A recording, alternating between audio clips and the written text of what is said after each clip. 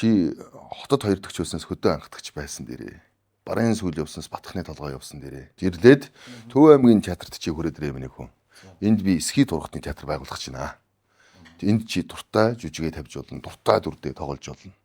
Драмын театрт орлоо гэхэд чи туслахад ингээд туслах болоод гүйсээр юм байгаа л хэдэн жилиг алднаа. Би чиний 4 жилийн сургалтын төлбөрийг чинь буцааж өгье чамд.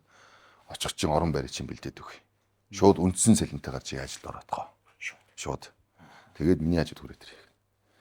Тэгэл би тгийл гэсэн.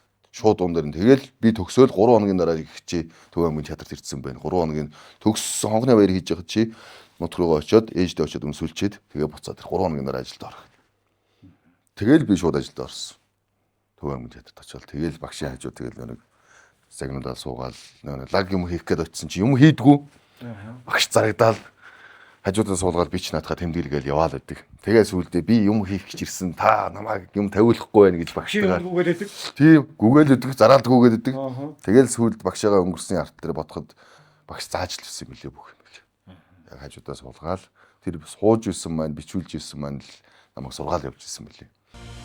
Галанцын нэвтрүүлгийн ерөнхий ивент тэтгэгч Польшийн алдарт Зубровка